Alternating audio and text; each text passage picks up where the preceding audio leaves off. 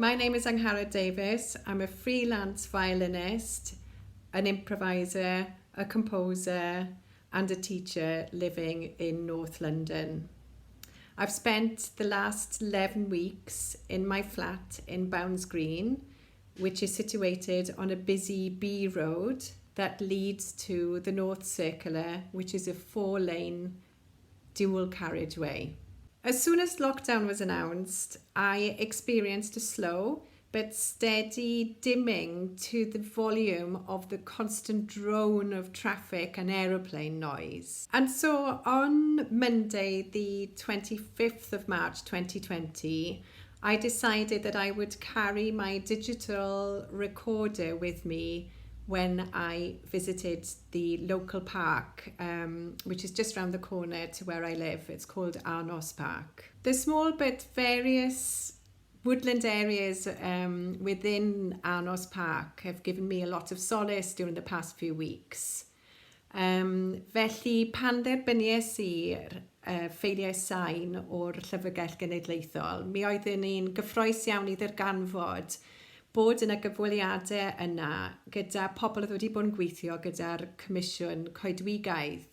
Mae'r coedwigoedd o gwmpas ardal Aberystwyth yn rhan anatod o'r tirlun, ac fel plentyn fe nes i treulio lot o amser gyda fy nheulu yn ymweld â Nant y Moch, Bwlch Nant yr Arian a'r Hafod. Ac oherwydd dwi wedi derbyn gymaint o gysur yn cerdded coedwigoedd bach ma o fewn Arnos Park, o'n i'n teimlo bod yn gyswllt naturiol i fi weithio gyda'r ffeiliau sain yma, ac mi oeddwn ni'n chwilfrydig iawn i ffindo mas mwy am Comisiwn Coedwigaidd, achos i fod yn onest, doedden ni ddim yn gwybod lot amdano fe gyd cyn hyn. Mae wedi bod yn fraint mawr yn treulio amser yn amsugno profiadau a bywydau y 6 person yma gafodd i cyfweld ar gyfer yr archifau sain yma. A mae yna 2 beth mae Erwyd Howells yn siarad y biti dwi'n gallu uniaethu efo, a maen nhw wedi aros yn fy nghof, lle mae fe'n gweud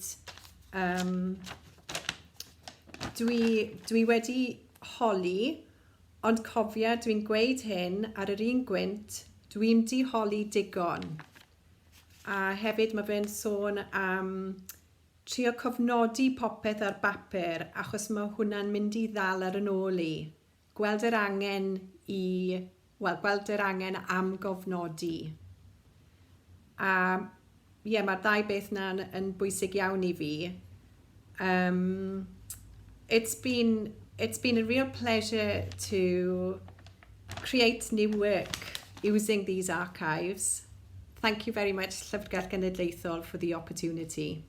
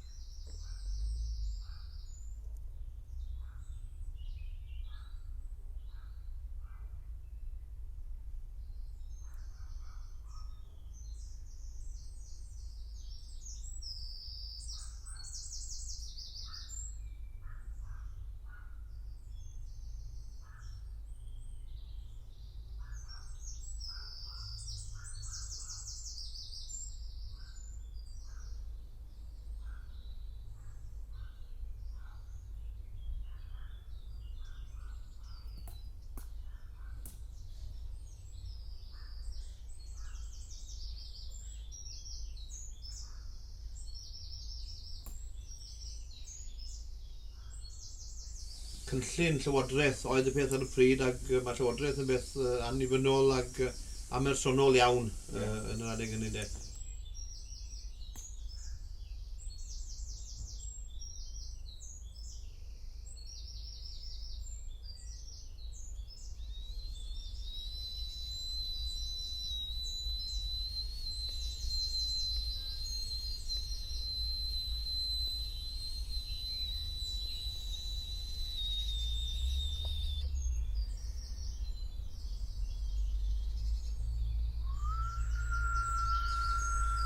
dad yn gweithio yn a coedwig, efo'r coedwig hefyd. A'n hadgu.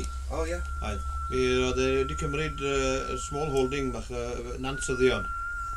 Ac o fewn hanes, yn fannu ganed quads cyntaf i gael ei recordio yn nansyddion blynyddoedd 1856.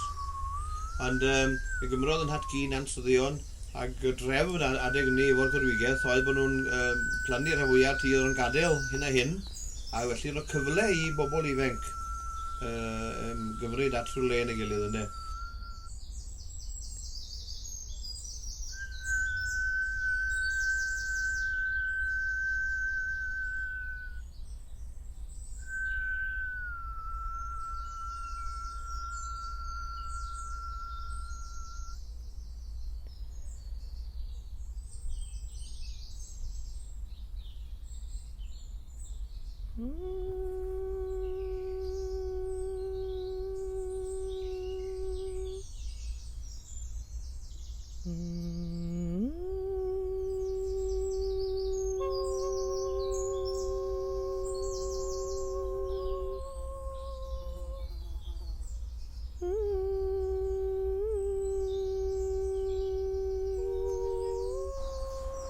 And how old were you when you left Birmingham? 10 days, diolch byth.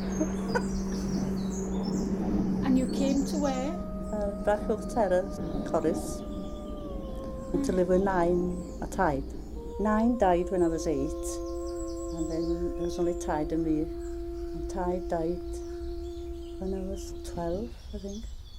12, 13, or something.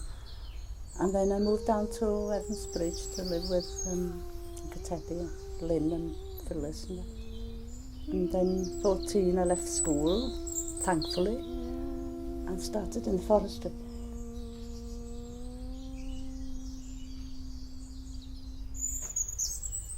Len, as you said earlier, you came down here from Liverpool to Llandewi, having travelled the world, and you started in the forestry.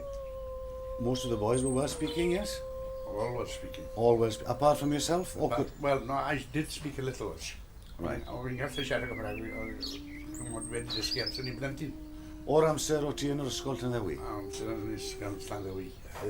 Pan nes i nôl i Liverpool, siarad sy'n gair da neb ti Cymraeg, Saesneg i gyd.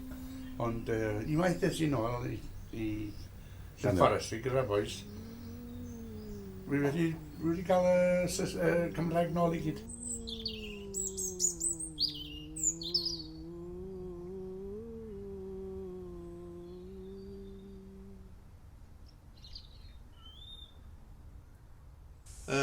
Ar y cychwyn, mi roedd pawb yn teimlo bod oedd e beth da i gael gwaith a gwaith i bobl lleol. Dwi'n teimlo bod yna fwy o estroniad yn cael gwaith heddi nag o lle o bobl lleol.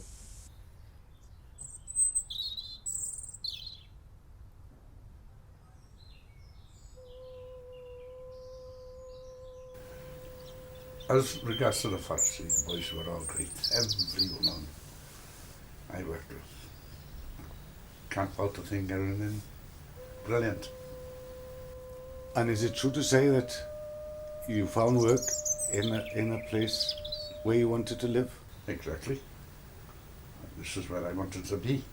When I come on leave from when I was in the army, I come in down here to Llandewi. I wasn't going to Liverpool. The people who looked after me during the war, they saved our lives. I mean, I could have probably been killed if I stayed in Liverpool. Them people were very good to us. People at Llandewi I'm talking about now, brilliant.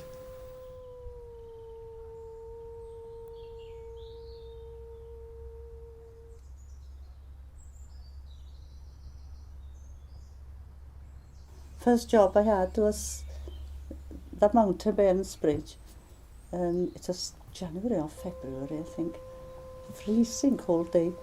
And William Spech was with us. We had to climb up that mountain with a planting bag a mattock, which I'd never used in my life before. And these bags are full of trees, and we had to plant the spaces up on top of this mountain.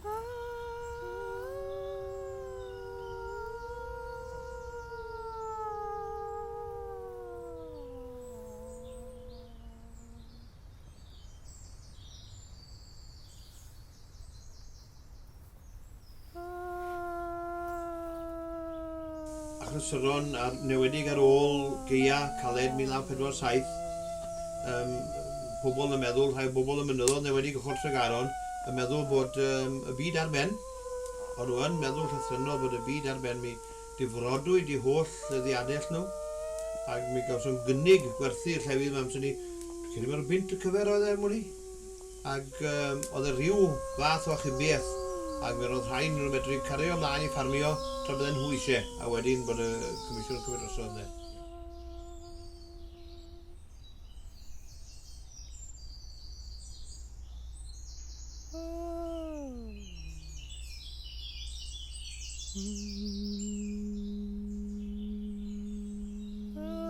Yes, at home, of course, it was a modern house in Newport, and I ended up straight away on the mountain in Shepherd's Cottage.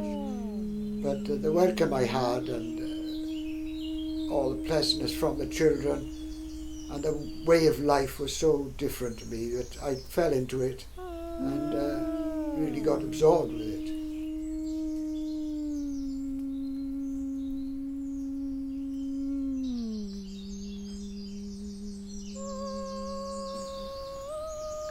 I can't remember. I can't really remember. Oh, it doesn't matter.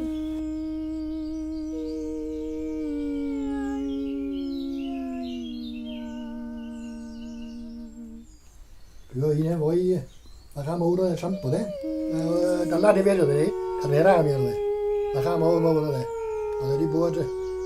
Rồi bùa nó sao nó biết sinh trưởng thì mấy sinh lên rồi nó sẽ biến mà. Rồi nếu đã phải đó là đây cái story cả đúng bùa tham mi liste. Tung peo lá nữa cái mi liste cái story. Cái xe ta gen gig. Cái xe này gig vậy đi. Beth wyt ti'n meddwl oedd y pethau mae'r unig listio achos o fan sŵn y bomau? A byddwn nhw wedi mynd ni achos y bomau. Effector yna. Cadw nhw. Oedd yn bita pennau defyd, oedd yn bita pennau defyd ar ôl. Oedd tynnu brains o mas, a llygyn o mas o'r dola. Oedd yn bita nhw wedi ni. A falle yna beth oedd y dda oedd y gilledd. I dorri y cig ar ddefyla. Oedd yn bita cig ar ôl. Oedd e fel anibel jyst. Oedd e'n fwy mawr? Oedd e'n chri mawr. A beth oedd e'n neud ar hwnnw cniddo? Dala defyd y lloc oedd e wedi ni. Oedd e'n dala cydio dwy ddafad a tro un ddafad yn bob llaw. Oedd e'n codi nhw lan wedi ni, marwyd i'r boes. Eisiau gafel nhw wedi cario nhw mas i'r iecnefwyr wedi ni. Ar y lle oedd e. Oedd e'n cysgu yn wanol ffermydd wedi ni. Cysgu yn ysgybor neu ble, ddim cysgu'n dau.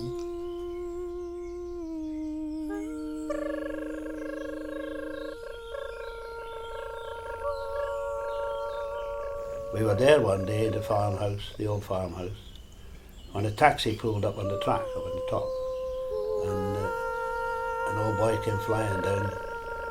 He was out of breath when he got there, and explained that we were ploughing up a Roman fort.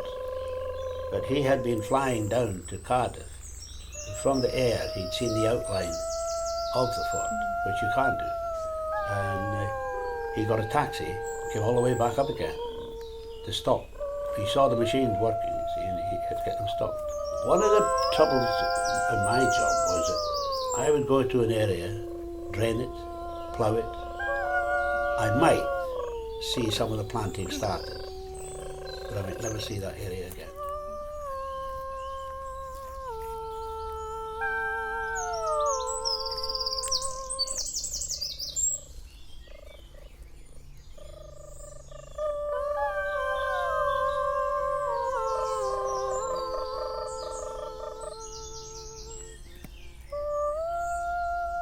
Wel, dim yn ddig, ond yn siomedig. Mae yna yn ardal Meherin, Cwm Meherin, mae yna holl gerrig fel standing stones a'r beddau a'r bethau fel ni wedi cael ei... Maen nhw wedi cael ei difrodi efo'n heddi. Ac mae'n bechod os ydw wedi neud warholwg.